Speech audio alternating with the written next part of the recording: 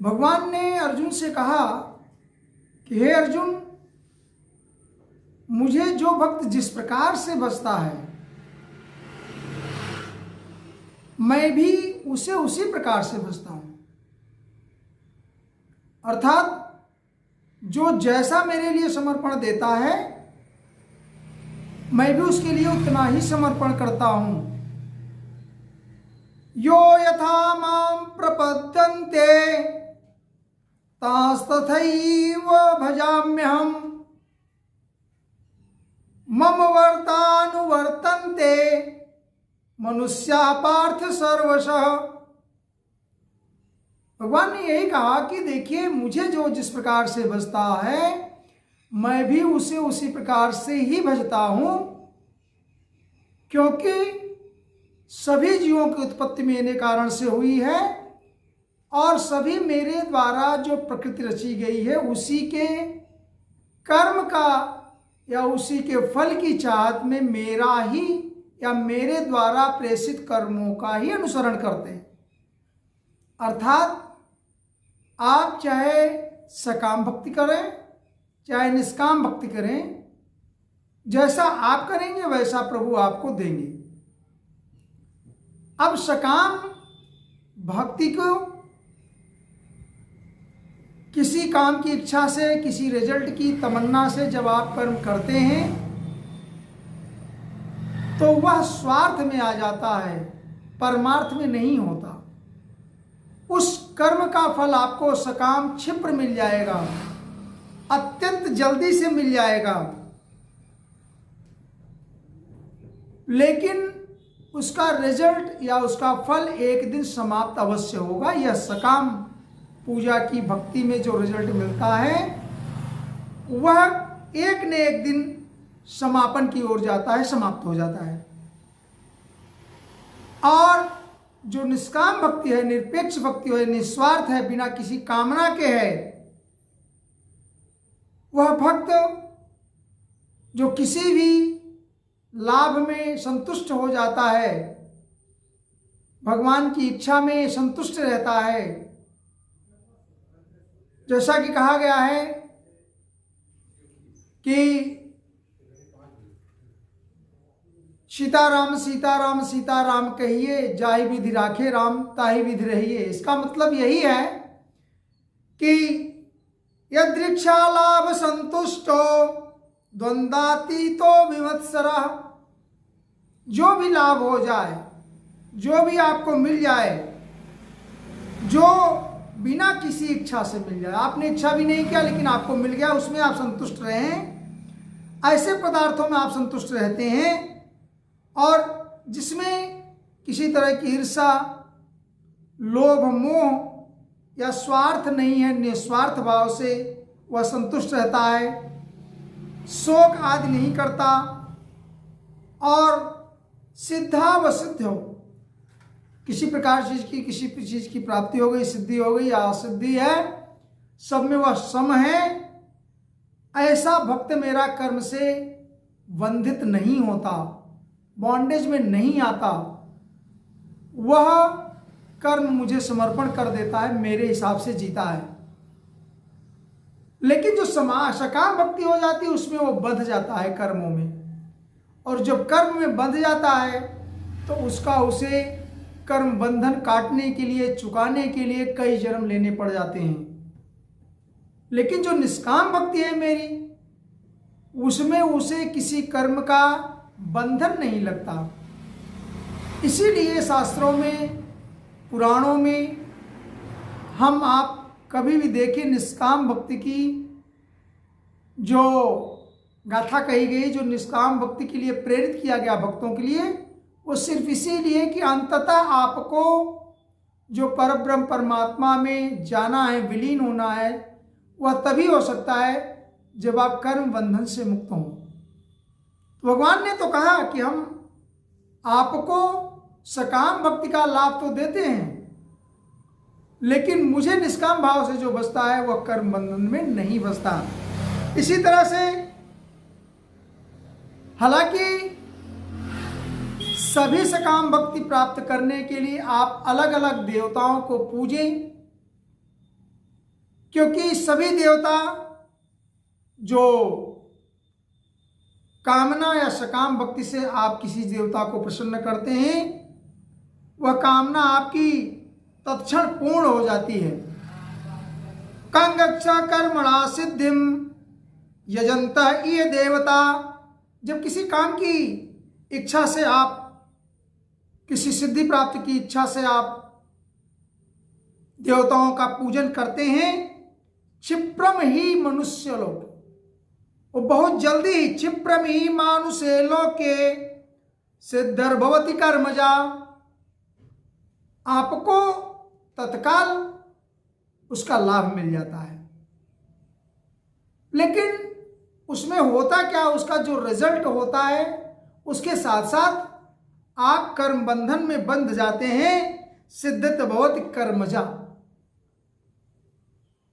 आप भगवान को, भगवान के द्वारा उत्पन्न गए ये जीव आत्मा देवताओं को प्रसन्न किया और उनका यजन करके, पूजन करके आपने सिद्धियों को प्राप्त किया, अपनी कामना पूर्ण करी, आपको लाभ मिला।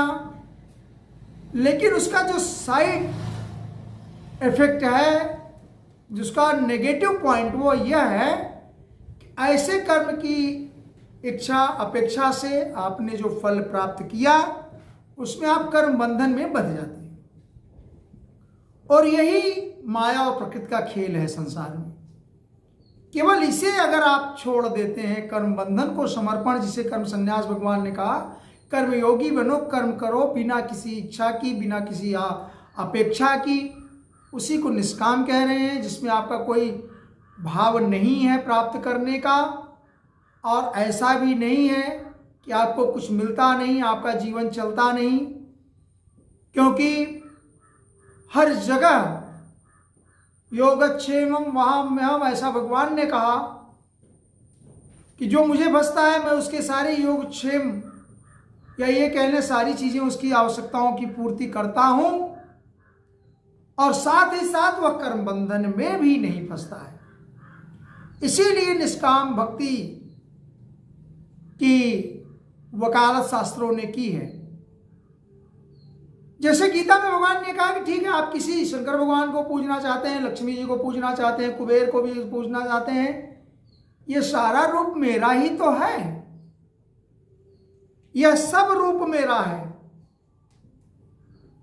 जैसे भगवान ने गीता के 10 अध्याय में ये सारी बातें बताए हैं कि मैं जाह्नवी हूं, गंगा हूं।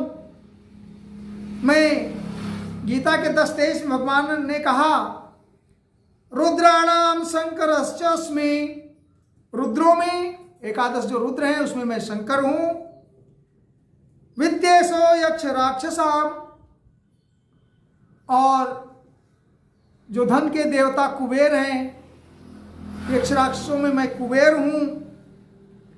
वसुनाम पावकाशास्मि, और वसुओं में मैं अग्नि हूं।